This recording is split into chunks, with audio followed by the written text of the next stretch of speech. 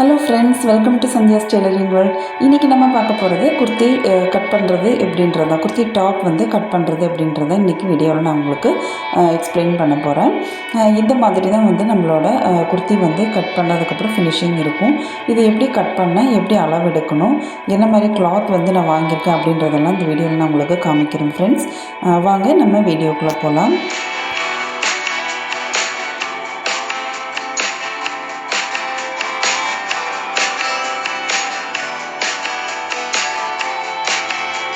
நார்மலான சிந்தட்டிக் கிளாத்தில் வந்து எப்படி கட் பண்ணுறது அப்படின்றத இன்றைக்கி பார்க்க போகிறோம். இதுதான் வந்து டாப்போட கிளாத்து, இது வந்து பேண்ட்டு, இது வந்து ஷாலு.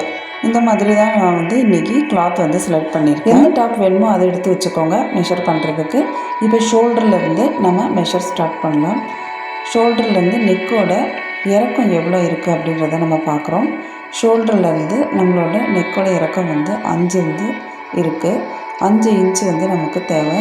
ஆனால் மேலே வந்து ஷோல்டர் வந்து ஒரு பிடிச்சடிக்கணுன்றதுனால ஒரு 1/2 இன்ச் வந்து நான் சேர்த்து வச்சுருக்கேன். ஸோ நான் 5.5 இன்ச்சாக வந்து எடுத்துக்கிறேன். இங்கே பாருங்கள், இது வந்து ஷோல்டரோட டிஸ்டன்ஸு, இது வந்து 4 இன்ச்சு வந்திருக்கு. இப்போ நான் வந்து 2 சைடும் வந்து பிடிச்சடிக்கணும் அப்படின்றதுனால டோட்டலாக வந்து 5 இன்ச்சு வச்சுருக்கேன். இப்போ பாருங்கள், அது எப்படி வந்து மெஷர் பண்ணுறோம், அப்படி எப்படி மார்க் பண்ணியிருக்கேன் அப்படின்றது நான் உங்களுக்கு காமிக்கிறேன். இப்போ நம்ம சொன்ன மாதிரியே மேலேருந்து டோட்டல் இறக்கம் வந்து 5.5 இன்ச்சு. ஸோ அந்த 5 இன்ச்சு ப்ளஸ் 1/2 இன்ச் 5.5 இன்ச்சு வந்து நான் இங்கே டிஸ்டன்ஸ் வந்து மார்க் பண்ணிட்டேன். பேசிக்காக நம்மளோட நெக்குக்கு வந்து ஸ்டார்டிங்லேருந்து பாருங்கள், இந்த இன்ச்சு வந்து 2.5 இன்ச்சு வந்து டிஸ்டன்ஸ் வந்து நம்ம நெக் டிஸ்டன்ஸ் வந்து கண்டிப்பாக வைக்கணும். அது போக அவங்கவுங்களோட கிளாத்தில் வந்து என்ன மெஷர்மெண்ட் இருக்கோ அதை நீங்கள் வச்சுக்கலாம்.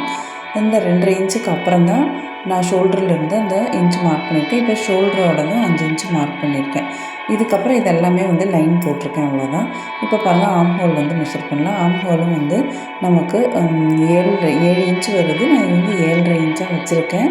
ஏன்னா மேலேருந்து 1/2 இன்ச்சு பிடிக்கணும் அப்படின்றதுனால. ஸோ இதை வந்து நம்ம 7 இன்ச்சுக்கு மார்க் பண்ணிவிட்டு அந்த கோடு வந்து அதே மாதிரி வரைஞ்சிக்கலாம். இப்போ பாருங்கள், நம்மளோட டோட்டல் சுற்றளவு வந்து எவ்வளோ வேணும் அப்படின்றது தான் இதில் மார்க் பண்ணுறேன்.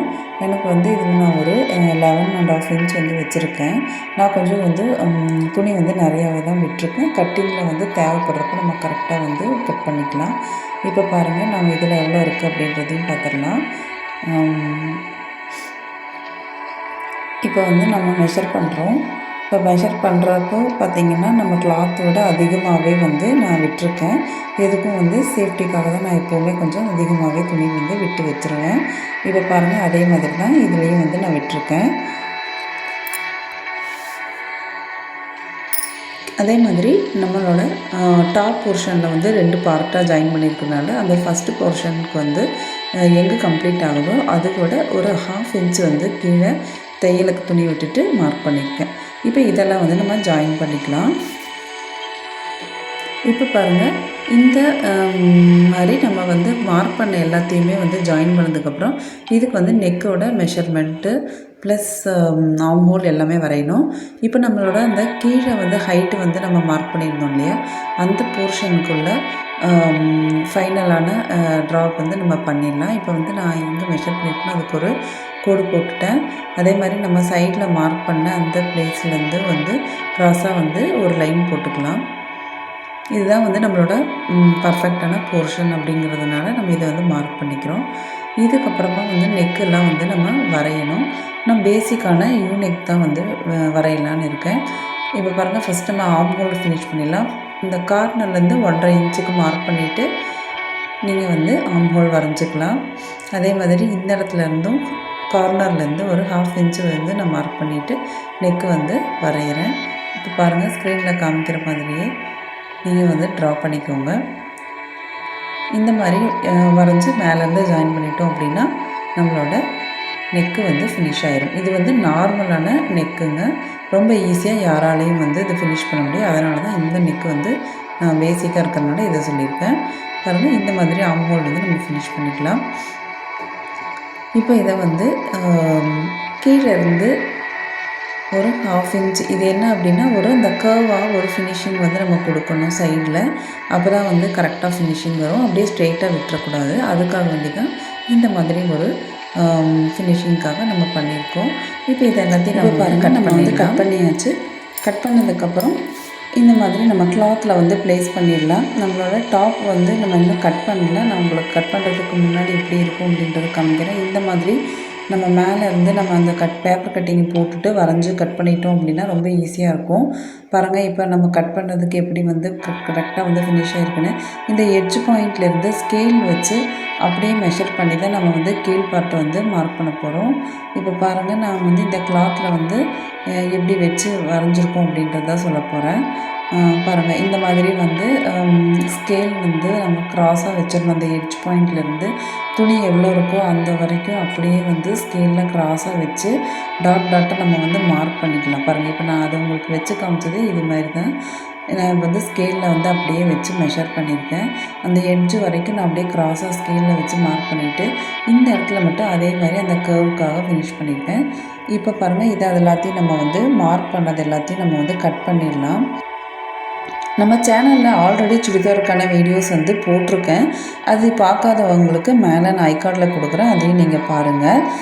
இப்போ நம்ம சேனலில் தொடர்ந்து புதுசாக பார்க்குறவங்க சப்ஸ்கிரைப் பண்ணிவிட்டு பாருங்கள். அப்போ தான் நான் போடுற வீடியோஸ் எல்லாமே உங்களுக்கு கரெக்டாக கிடைக்கும் ஃப்ரெண்ட்ஸ். இப்போ பாருங்கள், நம்ம வந்து டாப் வந்து கட் பண்ணிட்டோம்.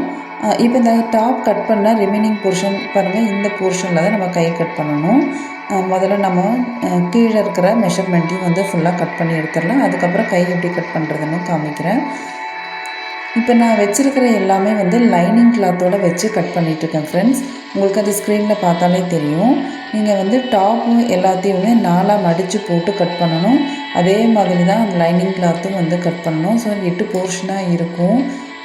8 போர்ஷனாக நீங்கள் வந்து மடிச்சுட்டு தான் நம்ம கட் பண்ணிகிட்ருக்கோம். இதை இங்கே பார்த்துக்கோங்க. இப்போ வந்து இந்த போர்ஷனில் தான் நம்ம வந்து கை கட் பண்ண போகிறோம். இது ஒன்றுமே இல்லை, இந்த ஆர்ம் ஹோல் போர்ஷன்லேருந்து அப்படியே ரிமைனிங் இருக்கிற கிளாத்தை வந்து நம்ம கைக்கு வச்சுருக்கோம். இதில் பார்த்திங்க அப்படின்னா ஒரு ஃபோல்டிங் பீஸும் ஒரு கட் பண்ண பீஸாக இருக்கும் கை. அந்த கட்டான பீஸை மட்டும் நம்ம கொஞ்சம் ஜாயின் பண்ணுற மாதிரி இருக்கும் ஃப்ரெண்ட்ஸ்.